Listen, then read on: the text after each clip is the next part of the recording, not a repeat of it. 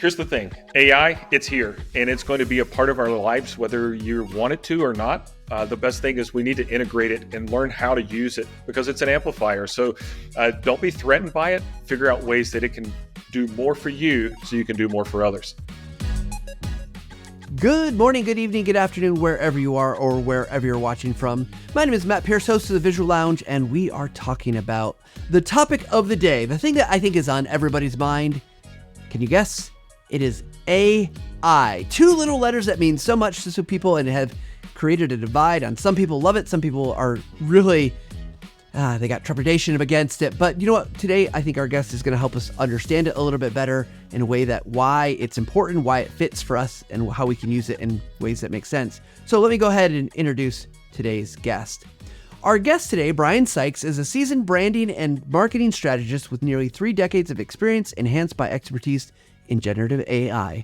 As the founder of AdJourney, Brian drove growth for SMBs from 1999 to 2022 by providing tailored solutions in branding and marketing. He now applies his vast knowledge to educating and innovating, particularly through his role as a teacher and consultant for the U.S. Small Business Administration in North Carolina. An accomplished author in Gen AI, Brian has written extensively, including the successful book, AI Explorer Prompt Fundamentals. He also shares his insights on AI applications in business through his popular YouTube channel and podcast. And with that said, please help me welcome Brian to the Visual Lounge. Welcome, Brian. Thank you so much. Welcome. Thank you. Yeah, no, I'm so excited to meet you and to get the chance to talk to you because, what a great topic. But before we dive into the AI milieu, let's actually, first question we always like to ask people, what's a piece of advice you could give to anyone out there working to using images or video to maybe enhance what they're doing or make them better? I love that question, and I like the way we actually have this titled as AI and the human element, because this is one of the key things I try to push people towards, is AI as itself can seem like an intimidating and scary thing. There's so much in the news and the media about what it's going to do and how it's going to take jobs and everything. But really, AI is a tool, and a tool is only as powerful as the user that's got it in their hand. So I like to push people towards using AI as an amplifier. That's probably the biggest thing I want people to have as a takeaway from this whole segment is what our goal is to help people know that AI can basically take who they are and amplify that extensively. Yeah, I love that. And I'm guessing that all applies if, we see the image generation is very popular, growing, video starting to kind of ferment and start to develop. So it should be interesting see where we go in the next year. For sure. Yeah, you think about the growth. I jumped into AI in June of 2022 on the heels of running an agency for 23 years. And I was using the very first version of Stable Diffusion, of Midjourney. OpenAI certainly opened up with DALL-E. And so you got to play with a lot of these early tools, and the quality and the functionality was limited. We've seen exponential growth. I've never seen an application or a series of technology advance as quickly as AI. That to me doesn't scare me as much as it's something that I realize the potential for the positive impact. I want creatives and others to understand how to use these tools. So the best time to jump in is right now. Yeah. So let's go kind of high level, Brian, because the Sure. audience that might be listening today, you probably have already said some tools. They're like, stable what? Right. And so let's kind of start at broad. Give us a kind of a picture of where AI is in the landscape of things today. Like, what is it good at doing so far? And I know this will probably change about the time we hit stop recording. But I'm Right. curious from your perspective, like, because I think people are thinking AI is everywhere, it's everything. And why I think it's in a lot of things or a lot of potential places, I don't know if I know what to say, like, it's really good at this, but it's not good at this. Right. I think probably the biggest thing is there's a misnomer around what exactly AI is and how it works. Let me give a simple scenario, and then we can kind of talk about individual applications. So I have a number of children, and all of them played sports growing up. And so imagine you've got a football coach, and this football coach has been trained on every football play that's ever been ran. And on the drop of a hat, he could He could look at a situation and he could make an assessment and say, okay, this play was done by Notre Dame in 1973 against whatever. And he could know all the possible scenarios that could be played based off the history and then make suggestions in that regard. And he can actually tell you individually, here's where this player should go. And this is, based off of the stats, this is how this is ran before. Well, in a similar fashion, AI is a large language model that's been trained on just a broad range of information. Basically, you think of the Library of Congress and everything that's ever been in print is being trained into these applications. And so it has a ready knowledge access to all of this information. And then it has a pro level of content. The problem with most large language models is it's looking for the human driver, the thing that's going to say, okay, I want you to now look at this large database of information you have and pick specifically these things. So just like that coach that might be trained on a lot of things, he's got to have a point of reference of what he's looking for specifically. So application of tools, there's ChatGPT and Llama and Google Gemini, which was Bard. There's Claude. All of these are different tools that are large language models, and they're based off of text conversations. In other words, you can chat with it and get some results. Then there's also what's called text-to-image generators. This would be Midjourney, DALL-E, Stable Diffusion, Leonardo, and a whole host of others. And each of those, you basically can put in a prompt, and from that prompt, it's able to generate images. And then there's also now text to video. We've got Runway, we've got Pika, there's Stable Diffusion video. And then also there's tools that work text to audio, which can either create sounds like there's Udio, and there's, I can't remember the other application right off the top, that will actually write music. And then there's 11 Labs, which will translate text into written or spoken words. So there's the AI proliferation is pretty much anywhere there is a where you can take a collection of information and dispel it into some form. So AI is really good at taking multiple pieces and putting it together in a nice little symbol package. Okay, so laundry list of amazing tools that I've not touched all of them, but I've seen some of them, and I get what they're doing. Yeah. So I get the sense though, because we're so early days that, I mean, like you said, you started in 2022 and you're considered an expert. So the runway from Right. beginning to now has not been very long yet. Right. But one of the challenges, it seems like there's so many tools that it's almost, as a consumer, it's hard to, one, which one's the right tool for the right job.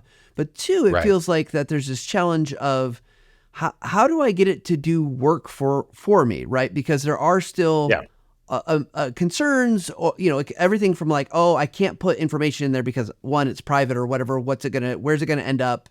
But two, it's also is it giving me the information that I that's going to be most shaped? So what's the advice there at this point? Because I know we're still early and I know things are going to shake out as they always do in the industry, but if someone's trying to say I want to figure out how I can use this now, what kind of questions should they be even asking?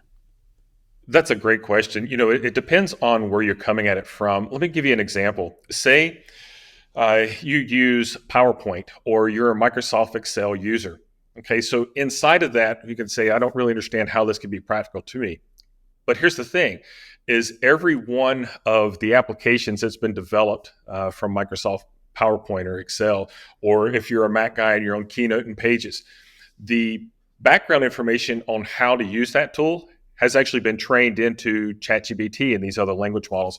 So if you're trying to accomplish something within one of those platforms, like I want to put together this really complex formula in Microsoft Excel, I could go into ChatGPT and I could have a conversation and say, okay, this is what I'm trying to do. Can you write the prompt that I will need to paste inside of Microsoft Excel, and it can spit it out for you?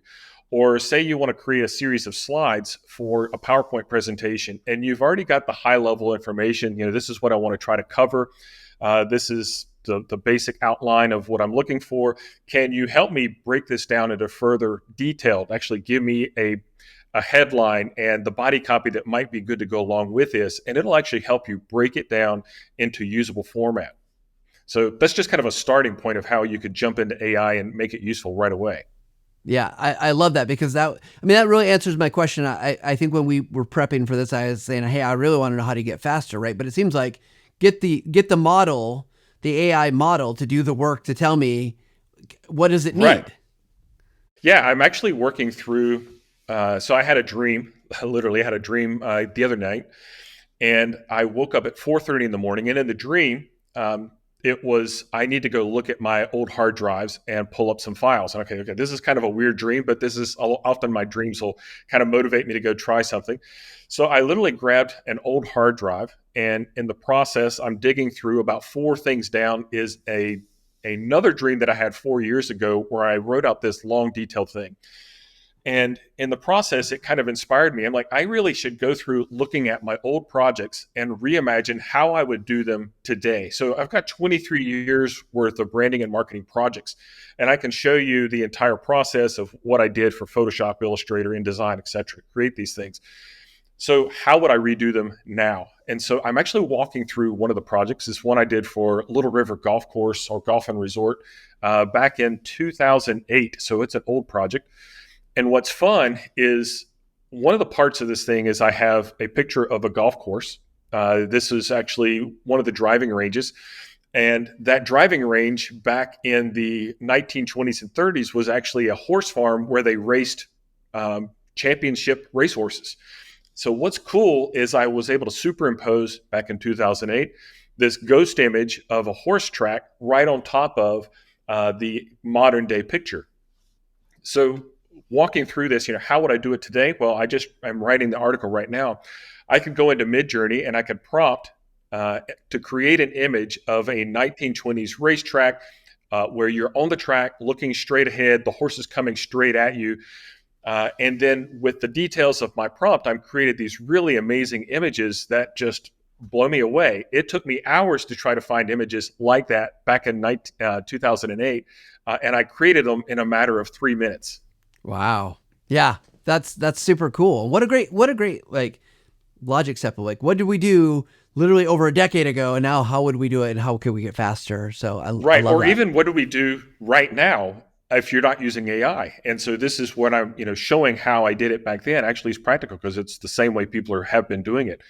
So this is the thing is figuring out how to utilize AI in what you're doing. And almost all the tools now are integrating AI into that workflow. I mean, you guys, for one, with TechSmith, are introducing some AI into your platform. So this is fantastic to be able to see, okay, how do we use these tools and how does it amplify and benefit us?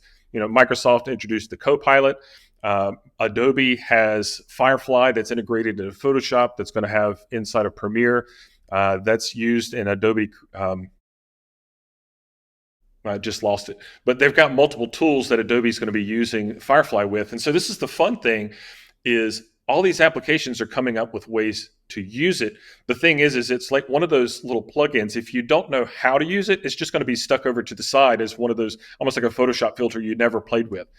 So understanding what it does and then how to utilize it is just going to amplify us and make us that much better. Yeah. Well, Brian, I want to get to some of the concerns with AI because I do think it's important. Like, I think I can see where all the benefits, right? The benefits are there, but there's a lot of people who are very nervous, right? Especially in fields where, particularly like we talk to a lot of instructional design, training, learning development folks who they look at what AI is already starting to be able to do, and there's this worry about like, Right. oh my gosh, well, what role am I? And we got this as part of our title, right? The human element. And so beyond just like being Right. understanding of like how it works and how you can use it, what would you say to that person who's like really maybe they got trepidation, maybe they're scared, maybe they're feeling like the pressure, like, oh my gosh, what am I gonna do in 5 years? Because am I gonna be needed? What would your answer be to someone like that? That's a great question.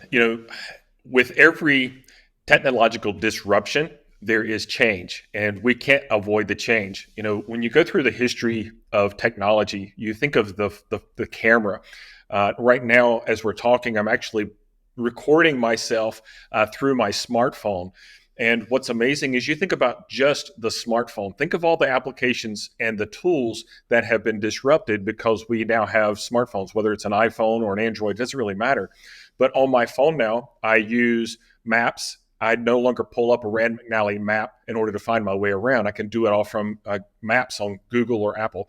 I've got a camera, so my DSLR is sitting in a bag, and I only get it out for taking pictures at football games. Notes app, I no longer pick up notebooks. I just use my notes app. So many tools are integrated straight into this one tool. In a similar fashion, we're going to see AI. It's going to be engaged in so many ways that it's going to make changes. But here's the thing. The technology made a shift in how we use those older things, but it didn't make them obsolete. It's just an amplification on what we did before. Now we've got more people who can use, take pictures and do photography. We have more people who aren't getting lost because their phone's going to get them where they need to go based off of Google Maps. So the technology is going to be an amplifier, and the human element, and this is the reason I put so much emphasis on this. Every Sunday I do a challenge on LinkedIn where I talk about the human element, and it's where we have a creative challenge, and we talk about how to use, do this thing that AI can't do by itself. The reason is because creatives, they are fearful that, oh man, this is going to take over what I'm doing. But you understand that what it's doing is it's creating opportunities to do things quicker, but it still needs you to be the driver. For educators, I just talked about how all the applications have been trained into AI, so it understands how to use PowerPoint. It knows how to write formulas for Excel. Those are great on the individual level. But what if you're trying to do a deep dive training session on how to use Microsoft Excel? That's not going to be best suited for somebody asking what's the next question, because they don't know the right questions to ask. So this is where a teacher is able to come from a level of expertise and walk a person through the practical use. They could even then free that person up and say, okay, now you know how to do these things. Here's some great questions to lead you through next steps to get even more out of it once you leave this class. So there's always this ongoing process of, we need that knowledge leader that's going to guide us to the next step. So AI is just an amplifier. It's going to be a huge asset to all of us as we move forward.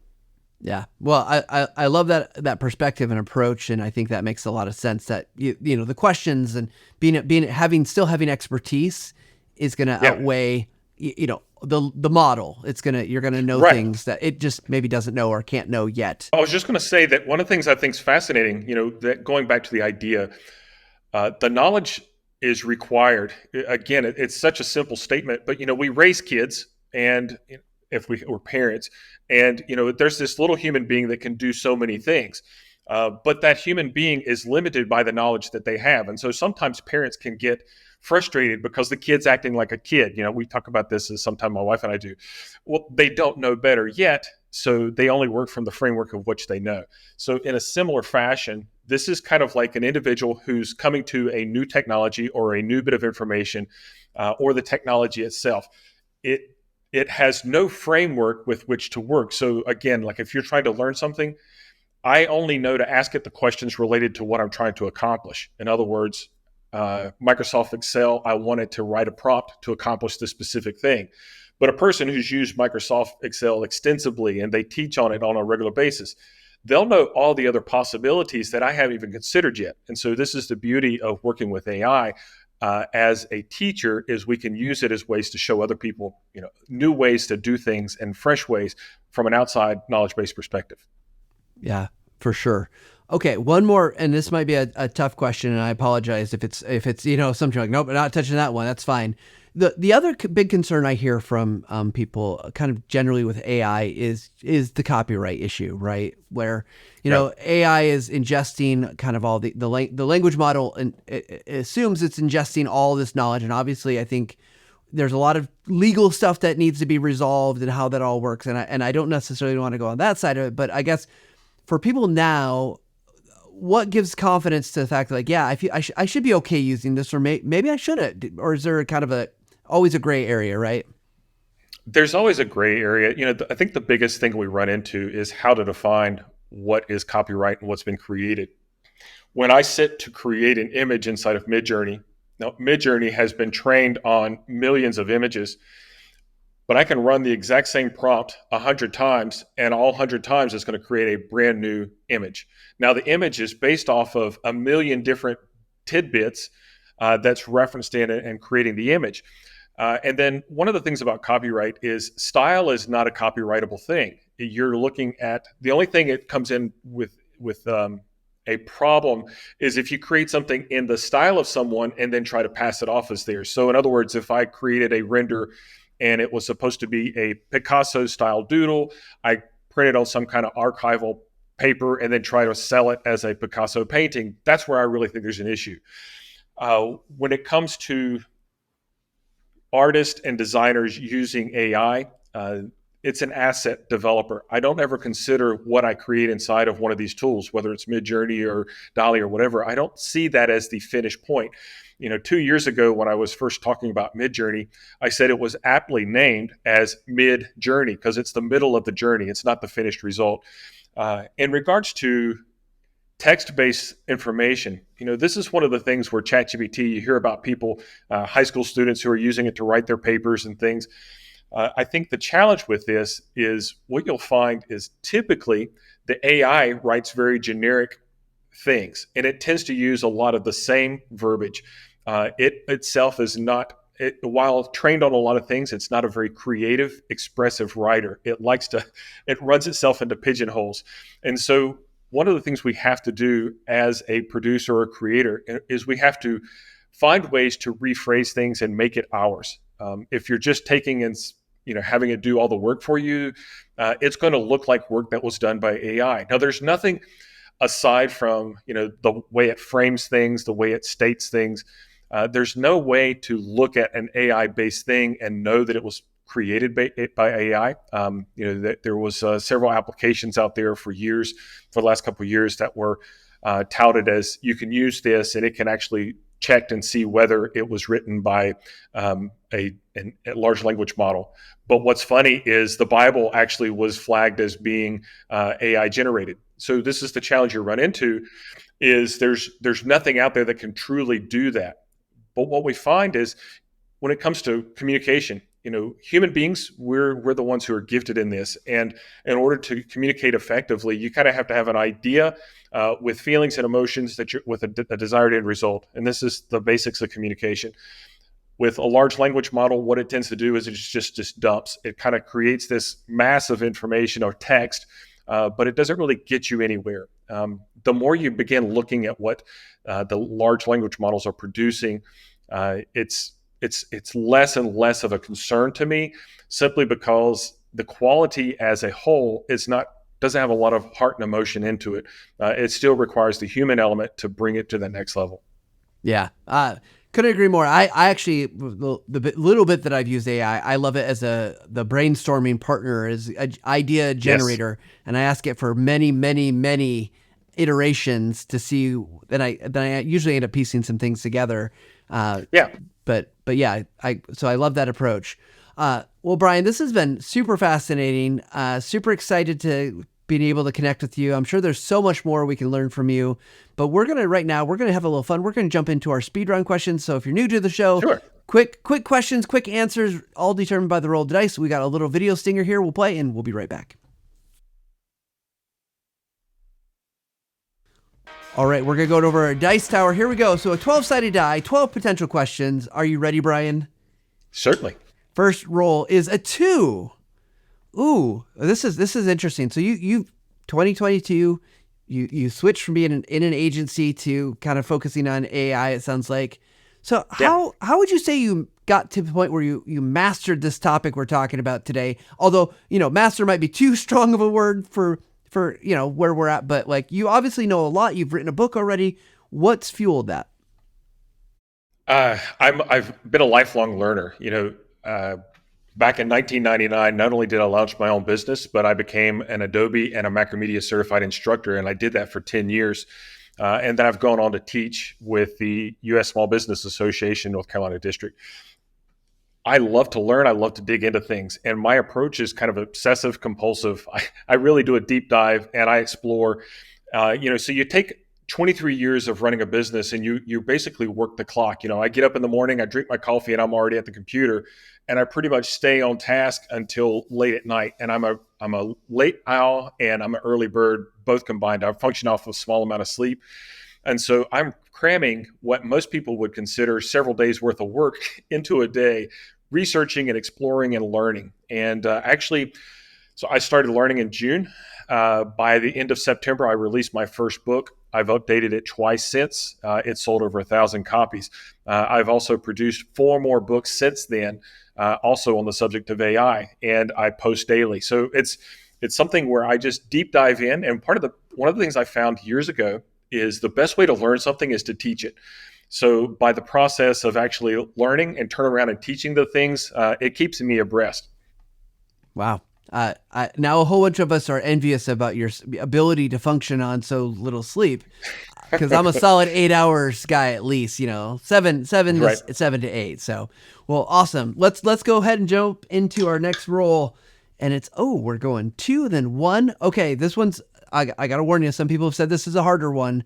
If you could have dinner with anybody, and I used to say historical figure, but we're gonna historic in any way you can conceive.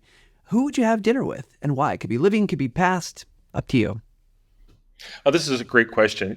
This is funny because I think about there's so many people I'm kind of fascinated with, but absolutely, my wife and I, we have the most fun on a daily basis. So if I could have dinner with anybody, it would just be her all over again. And if we could engage with anybody in the process, we're going to find company and engage with someone at a table nearby anyway. But yeah, I mean, I'm fascinated with everybody I meet. My dad taught me a long time ago that everybody has something to teach. So I'm wide open to learn from other people. I love it. It's a little of the Ted Lasso, right? Be curious. Right. That's right. Oh, that's my favorite statement. Absolutely. Okay, one more die roll. Here we go. Let's see what we get to be curious about this time. The dot is at the bottom, so that is a 6. Okay, so what's one piece of advice you've received that has had a lasting impact on you? Oh, man. So freshman year college, I had to take speech class, and we had what was called the effective speaker principles. I don't remember all of them, but one of them was the effective speaker realizes the primary purpose of speech is the communication of ideas and feelings in order to get a desired response. That became the impetus for everything I've done since then regarding marketing and branding, advertising material that I've created, and teaching. Is understanding that effective communication is all about having an idea and feelings combined with the end result in mind. That's really the summary of all communication. Awesome. And it's working well for you. So thank you. All right. Well, Brian, it's been a pleasure to have you. If people want to connect with you, they want to learn more about your books, they want to learn more about your newsletter, wherever, how should they do that? The easiest place to find me active is on LinkedIn. It's Brian Sykes, and I've got an orange background behind me on my picture. From there, there's multiple places to link out. So I've got a Substack that I do daily. The Substack is theailab.substack.com. And I also have a Medium account. Don't worry about that one yet. I'm on YouTube. It's ai.explore. So youtube.com, the ampersand ai.explore. And I try to do a new YouTube video every week. And again, it's just, you can find multiple places for me as far as engaging on my LinkedIn profile. Awesome. And we'll make sure those links get down in the description and places below so that you guys can click on those rather than trying to remember all the things. Brian, again, it's been just amazing to be able to talk with you and learn from you. We wrap up the show the same way that every time with our final take. So Brian, what is your final take? Wow, this is a great way to wrap things. Okay, so here's the thing. AI, it's here, and it's going to be a part of our lives, whether you want it to or not. The best thing is we need to integrate it and learn how to use it because it's an amplifier. So don't be threatened by it. Figure out ways that it can do more for you so you can do more for others. Perfect. Love it. Great end statement. And with that said, we'll thank you again, Brian. Thank you. You bet. All right, everybody. Brian, look, practical advice on AI. It is here, but you are a human. You get to tell it what to do, what you need, what you want, and that is powerful. Brian is also going to be at our June event. If this is past and you're already listening to that, go find it. We'll have links for it. But he's going to be sharing some stuff more about creating some of those prompts and doing things like that, which will be awesome. But, we're like Brian here at the Visual Lounge. We want to be learners. We want to ingest all this great information. We hope you do too. We hope you actually take some time as you learn try these things out. You heard some great advice today. Things that you can try with the AI, things that you can ask it, things that you can go ask it to build the prompt for you, or what does it need. Try these things out, and as always, find some time to level up every single day. Thanks, everybody.